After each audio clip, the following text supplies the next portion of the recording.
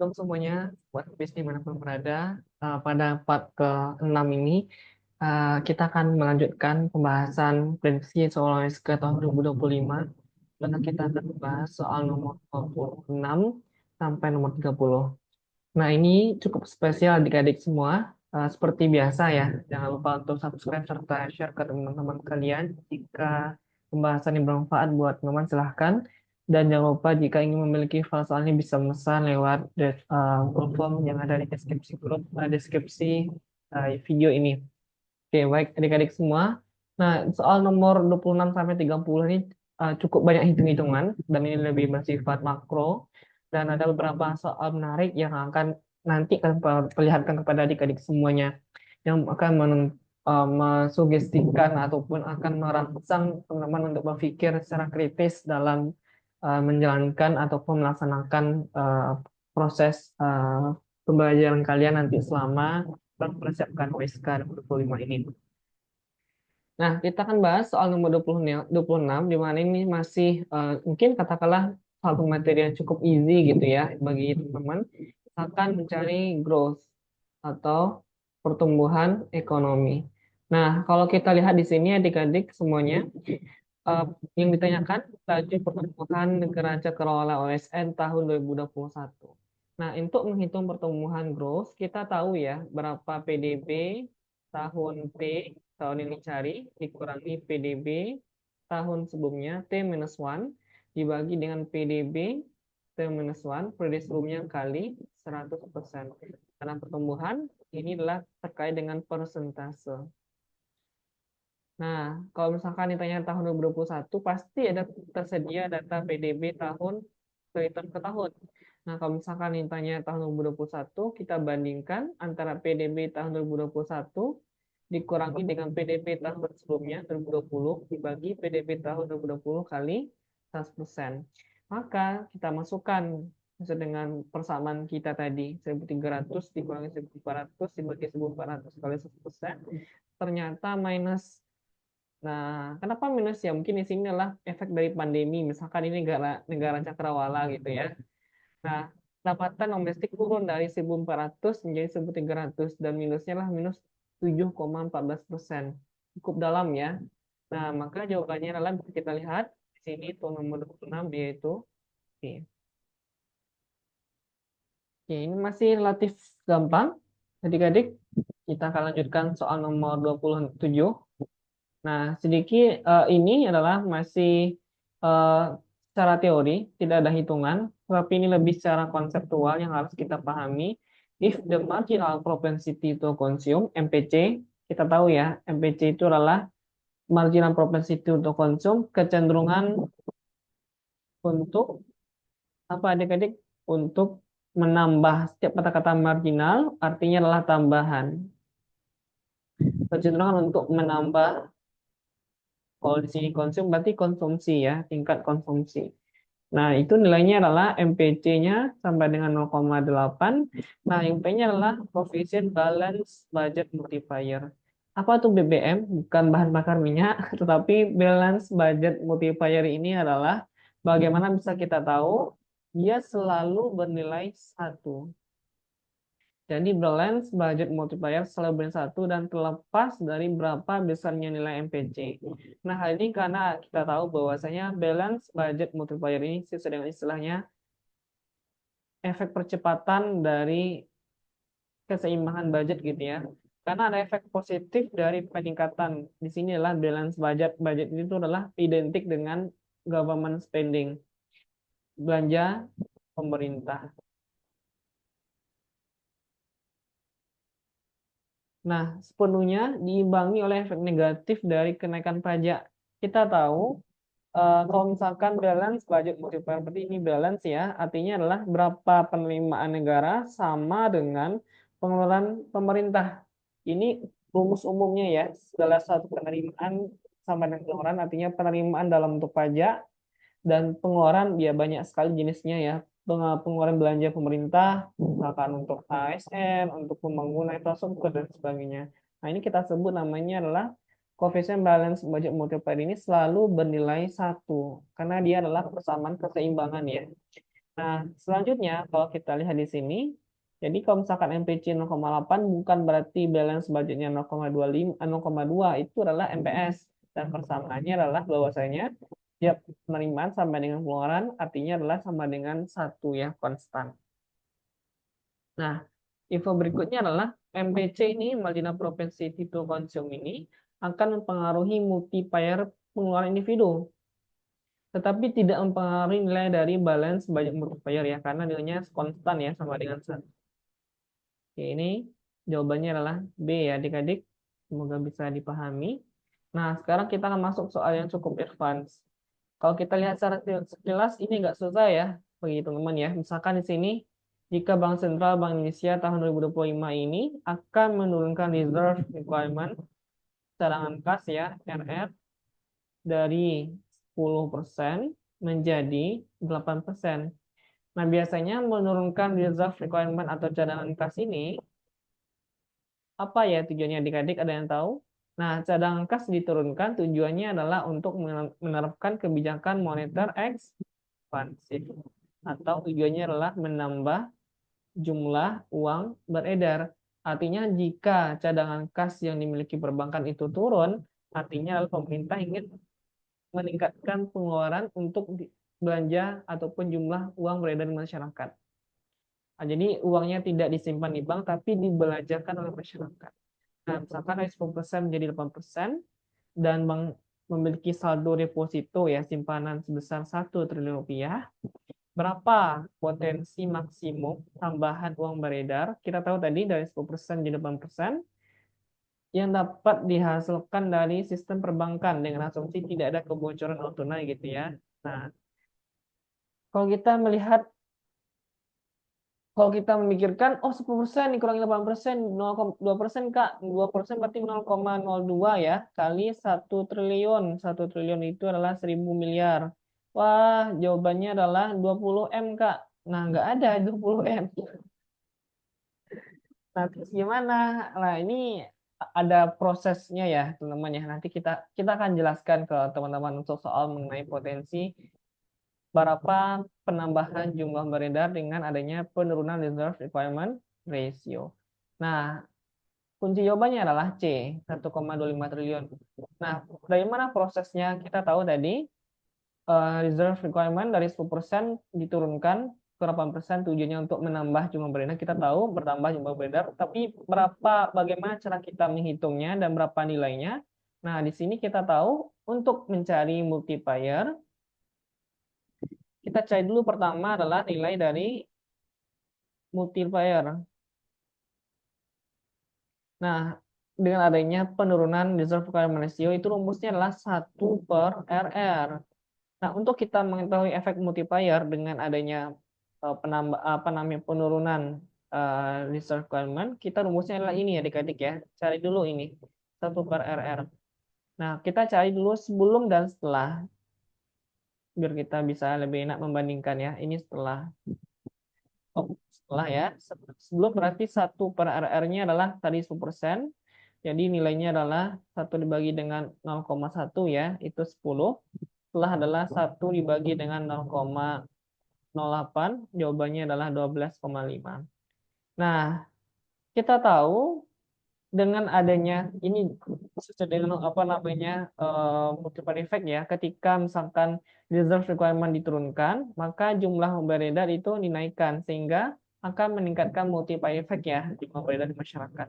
Nah, dari sebelumnya 10 triliun, 10 mohon maaf, multipliernya dengan menurunkan reserve requirement, maka multipliernya meningkat menjadi 12,5. Nah, langsung saja tambahan mencari ya. Dia langsung menanya bukan nilai akhirnya, tapi tambahannya berarti kita akan mencari selisih gitu ya. Kedua, kita hitung nilai selisih RR setelah dikurangi dengan sebelum. Yaitu adalah berarti 12,5 dikurangi 10 berarti 2,5. Nah, di sini ada catatan ya, perubahan RF meningkatkan multiplier dari sebelumnya 12,5 ya. Hal ini berarti sistem perbankan dapat menciptakan jumlah lebih banyak uang dari setiap unit cadangan yang dapat diedarkan kepada masyarakat. Kita sebut namanya adalah apa namanya adik-adik, kebijakan moneter ekspansif ya, menambah jumlah beredar. Nah, untuk mencari tambahan potensi, tambahan ketiga, ini prosedur ketiga, pertama kita cari dulu multiplier effect-nya masing-masing sebelum dan setelah, kemudian kita hitung nilai selisih multiplier-nya. Nah, ketiga adalah kita langsung mencari tambahan kenaikan jumlah uang beredar. Nah, itu rumusnya gimana tadi? Kita dapatkan nilai selisihnya 2,5, jadi nilai multiplier kita kali dengan deposito, nilai total nilai deposito ya. Nah, misalkan di sini tadi kita udah tahu 2,5 kali 1 triliun, maka jawabannya adalah 12,5 kurangi 10, 2,5. 2,5 kali 1 triliun, 2,5 triliun. Oh ya, mohon maaf di sini adik-adik, sesuai dengan perhitungan ya, ini sepertinya typo ya. Jadi jawabannya adalah 2,5 dikali dengan 1 triliun, jadinya adalah 2,5 triliun. Mohon maaf, eh, typo sepertinya ya. Nah, jadi untuk nomor 28 ini jawabannya adalah D, 2,5 triliun. Nah, bagi adik-adik yang telah memesan soal ini mohon direvisi ya, ataupun nanti misalkan semoga teman-teman di sini menonton video ini. Jadi apa namanya, kesalahan dari pengalian ya. Ini mohon maaf typo ya, Kak Dim susunnya. Jawabannya adalah D bukan C ya, sesuai dengan perhitungan kita. Oke, adik-adik kita lanjutkan. Nah, tadi tetap asumsinya adalah ibaratnya asumsinya perfectly gitu ya, tidak ada kebocoran, seluruh tambahan cadangan digunakan untuk pinjaman ya, dari uang yang ada langsung dipakai masyarakat. Sistem perbankan sepenuhnya itu adalah memanfaatkan kemampuan menciptakan uang sesuai dengan multiplier. Oke, kita lanjut. Dua soal berikutnya adalah mengenai agregat demand dan agregat supply, dan ini fokus mengenai bagaimana terkait dengan keseimbangan pendapatan nasional ya. Nah, di sini bisa kita lihat which of the following factors will cause the rightward shift in the long run agregat supply. Nah, ada namanya adalah kalau misalkan kita lihat dalam bentuk kurva, ada namanya long run agregat supply. Nah, kita tahu AD agregat demand sama dengan agregat supply. Nah, dalam ekonomi mikro kan kita paham ya, permintaan sama dengan penawaran, tetapi dalam makro ini adalah makro ya. Agregat demand, permintaan agregat itu fokus kepada menghitung pendapatan nasional pengeluaran. Jadi pendekatan permintaan agregat itu dilihat dari bagaimana permintaan itu dilakukan oleh seluruh rumah tangga yang ada di perekonomian. Jadi misalkan Y sama dengan C, tambah I, tambah G, tambah ekspor dikurang impor, itu terkait dengan agregat demand. Nah, setiap perubahan masing-masing komponen ini akan menggeser apakah AD-nya bergeser ke sebelah kanan atau bergeser ke sebelah kiri, tergantung kalau misalkan konsumsi rumah tangga meningkat, maka agregat demand bergeser sebelah kanan. Nah, sedangkan agregat supply ini fokus kepada produksi. Dimana kalau kita belajar di mikro, supply terkait dengan penawaran atau dalam hal ini berarti produsen gitu ya. Nah, produsen gimana? Dia memproduksi. Nah, dalam hal ini faktor-faktor yang mempengaruhi bergesernya agregat supply, ini kita nanti akan bagi menjadi dua AS ini. Ada dia jangka pendek, dan dia ada jangka panjang. Nah, yang sering yang kita pahami itu jangka pendek, di mana setiap perubahan faktor-faktor produksi, misalkan tingkat sewa, upah, interest, dan profit, ini mempengaruhi agregat supply dalam jangka pendek. Nah, dalam jangka panjang, karena asumsinya full employment, artinya seluruh tenaga kerja yang bekerja di perusahaan tersebut terserap penuh, maka dalam jangka panjang, long run, agregat supply bentuknya adalah vertikal seperti ini. Misalkan ini adalah Y, ini adalah output ya. Dalam mikro ini adalah Q ya, kuantitas, tapi dalam makro inilah output atau pendapatan nasional ya. Sedangkan di sumbu vertikalnya adalah inflation, inflasi, tetapi dalam mikro itu adalah harga. Mirip ya. Dan dalam jangka panjang, long run agregat supply itu outputnya tetap di sini. Kenapa dia tetap konstan? Karena diasumsikan full employment. Terserap penuh, ya maka outputnya sudah optimal, maka dia tidak akan bertambah lagi, dan inflasi akan terus naik. Nah, dalam jangka pendek bentuknya short run seperti ini, seperti umum kita ketahui. Selain bertambahnya output, maka inflasi akan naik. Tapi dalam jangka panjang dia akan tegak seperti ini. Nah, mana kira-kira yang bisa menggeser ke rightward gitu ya. Nah, long run ini bisa bergeser sebelah kanan atau bergeser sebelah kiri. Nah, yang menyebabkan dia bergeser sebelah kanan atau sebelah kiri dalam jangka panjang, ketika outputnya meningkat berarti ya, ini LRA1, ini adalah LRAS2. Nah, faktor yang pengaruhinya adalah an increase the capital stock. Jadi, kalau misalkan pendapatan outputnya meningkat, ya berarti kita kembali lagi dari faktor-faktor yang mempengaruhi harga supply tadi. Satunya adalah capital stock. Capital stock itu diperoleh dari ini ya, sewa terhadap modal. Increase the capital stock. Nah, jadi jawabannya adalah B ya. Nah, dalam long run mencerminkan kapasitas maksimum yang dapat diproduksi dalam jangka panjang. Kita tahu AS adalah kurva yang menjelaskan penambahan agregat seluruh total jumlah barang dan jasa yang bisa dihasilkan oleh produsen seluruh di wilayah ya dalam satu negara dalam jangka waktu tertentu. Nah, di sini tadi harga umum atau dikatakan inflasi dan juga output ya. Nah, peningkatan stok modal ini semacam menambah mesin, menambah infrastruktur gitu ya. Modal ditambah dalam bentuk investasi ya, misalkan mesin, teknologi dan sebagainya sehingga dapat menyebabkan bergesernya ke sebelah kanan. Nah, faktor lain seperti penurunan harga minyak, biaya yang murah ini tidak akan mempengaruhi LRAS karena dampaknya hanya berlaku dalam jangka pendek adik-adik. Karena kita tahu minyak itu kan volatile. Sekarang naik, besok turun gitu ya. Nah, dalam jangka pendek ini hanya mempengaruhi short run. Kalau misalkan perubahan minyak dan seterusnya.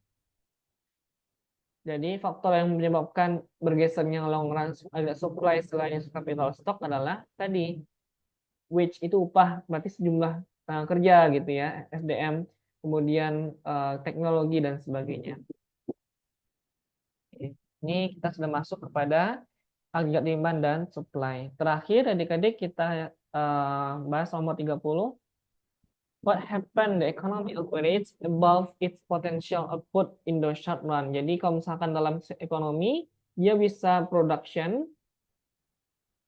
di atas dari potensial output. Misalkan output potensialnya adalah dia bisa menghasilkan 90, ternyata dia bisa menghasilkan lebih dari 90. Tanya above ya, above potential output.